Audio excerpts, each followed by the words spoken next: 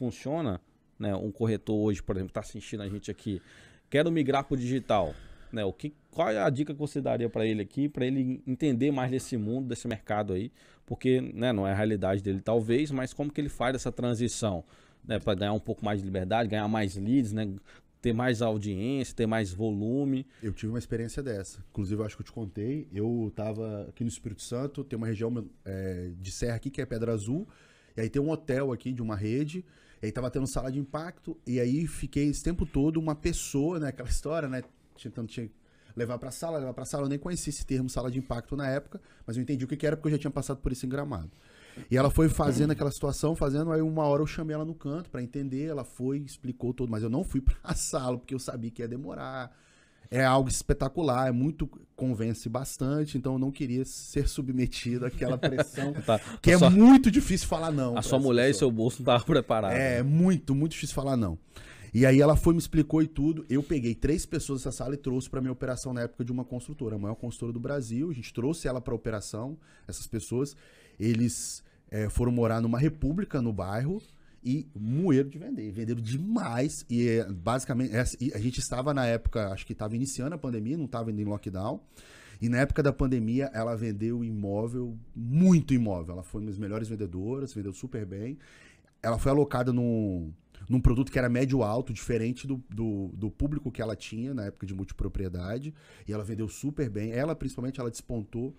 Mas assim, trouxemos 3 e uma despontou. É aquilo. Na minha visão, um vendedor que ele passa por um processo offline tão grande, ele é muito bom de prospecção. Ele é bom de fechamento, ele é bom de conversão, ele é bom de seguir script, tudo isso só vocês verem. Vocês já viram lá, eles têm um script muito bem formado, esse aqui é meu supervisor, esse aqui é fulano, esse aqui é ciclano. Então eles têm um script, então eles foram treinados a seguir um script e serem muito bons naquilo. Só que para mim a grande vantagem, que é algo complexo para os nossos vendedores, em alguns casos que eles não passaram pela sala de impacto, é o processo de prospecção. Processo de convencimento, de despertar interesse. É muito ativo. O Rafa fala muito isso comigo. Fala assim, cara, às vezes o lead vem perguntando sobre o turismo. Quantos dias nessa hospedagem? A gente não tá vendendo hospedagem, a gente vende multipropriedade.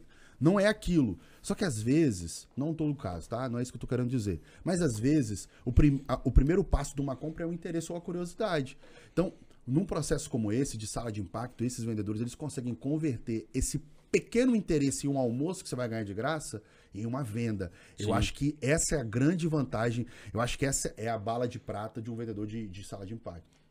Eu acho que o grande ponto é que quando esse cara tá presencial, ele bate muito no emocional, né? Ele consegue convencer o lead no emocional. Já quando ele vem pro digital, eu acho que o desafio dele é entender que esse lead ele consegue ter mais tempo para racionalizar ali a decisão dele. Então já não fica tão emocional assim, né? O lead ele tá online, ele consegue conversar com o marido ou com a esposa ali na hora, consegue fazer cálculos, então ele tem esse tempo ali para pensar. Eu acho que essa a grande virada para você conseguir ter esse sucesso no digital é você entender que fica mais racional a sua venda, não fica tão emocional assim quanto é no presencial, né? Que realmente é muito agressivo ali. Eu acho que tem uma habilidade que é interessante, que eu sempre analisei aqui, até mesmo dentro de casa, o Felipe falou muito bem sobre a sala de venda de impacto, né? O nosso modelo surgiu da sala de venda de impacto, total.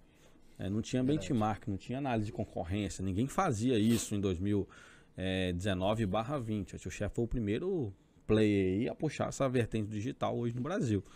Então não tinha. Então eu lembro que eu fui para Fortaleza, enfim, o São Paulo, outras unidades de negócio para entender como que essa galera fazia essa conversão. Quando a gente traz isso para o digital, né, eu penso sempre no consultor, né? O consultor, quando ele sai da sala off e vem para o digital, eu acredito que a curva de aprendizado não é tão longa. Por quê? Depende dele, né, da vontade dele de absorver essas skills, mas eu acho que uma vez a chave principal para mim, para um consultor, ele entender o físico e o online é o funil de vendas. Se ele souber analisar o funil de vendas, ele tiver um raciocínio onde ele entende que um lead está entrando no topo do funil, passa por um meio e passa pelo fundo, e as estratégias que eles usam, emocionais, racionais, que seja qualquer coisa, ele vai conseguir virar o game. Então, para mim, já passaram aqui na Xuxa, inclusive, vários gerentes e consultores das salas físicas. Na época que a gente pegou um cliente lá no início da operação, a gente treinou mais ou menos 40 consultores das salas presenciais. Acho que o Rafa lembra disso. as salas, né, fecharam por causa da pandemia. Então todo mundo veio, né? Então tinha consultor, por exemplo, não sabia usar o Google Meet, não sabia usar o PowerPoint, né? É algum desprezo isso? Não, é só porque ele não tinha acesso, não era o mundo dele, né? Então a gente teve que capacitar, gerar treinamento, treinamento sobre o WhatsApp Business, né? Educar ele. Cara, sem brincadeira, 40 consultores, tipo, duas semanas, a galera já estava sabendo usar, porque existia um interesse, existia uma vontade. E a gente foi explicar para eles o funil de vendas, principalmente quando vem do digital, esse lead, essa oportunidade. Olha, ele passa por esse caminho, por essas etapas da jornada. Então, quando o consultor, na minha visão, entende, tem essa skill, tem essa habilidade de olhar o funil e entender a jornada ali do cliente e pegar as estratégias que ele já faz na sala de vendas de impacto e conectar aqui e ele achar um equilíbrio entre o racional e o emocional, cara, o cara fica monstro. O negócio uma coisa que você pontuou bem na sala de impacto, aquele sensacionalismo, aquela coisa que te instiga, você fala assim, você fica com vergonha de dizer não no final, você fica acanhado. Mas isso é uma coisa que a gente está aplicando aqui na Tuxé agora, até tá mais barato o lead por conta disso. É uma coisa chamada a conexão do emocional pro racional, que é o quê? Eu capto a pessoa pelo emocional, eu encho ela com as emoções que a multipropriedade proporciona, tempo com a família, conforto, sua casa de férias, conforto de alto padrão, mas todos aqueles benefícios. Depois a pessoa está inflada, eu venho com o quê? Com pontos lógicos, que é o quê? É um caminho aonde o lead ele percorre do mais amplo até o ponto de virada, que esse ponto de virada é o meu produto sendo uma solução. Entendi. Ou seja, todas as pessoas que chegam pra gente, eles querem o quê? Eles querem mais tempo com a família. Eles querem ter um local de férias de alta qualidade, de alto padrão. Eles querem um conforto para a família. Isso são pontos amplos.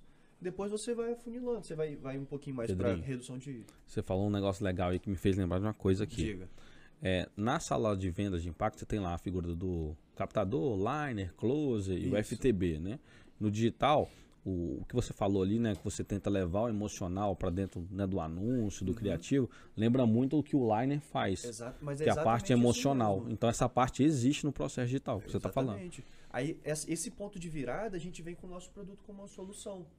Só que, mas como eu chego da parte mais ampla para mais afunilada? A mais ampla é o quê? As emoções universais da pessoa, que é o quê? Amor, família, ou sentimento de segurança, e são emoções que todo mundo deseja ter.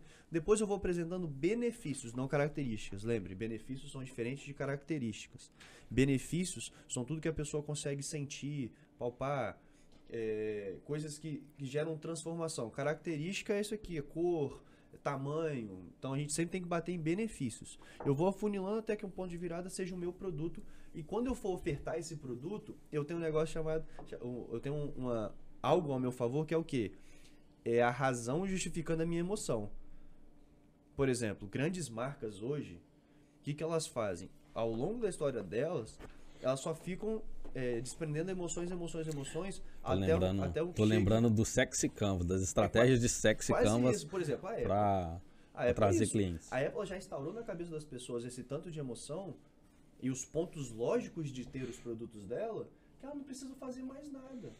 A gente já se convence do porquê que eu tenho que pagar aquele valor para aquele produto.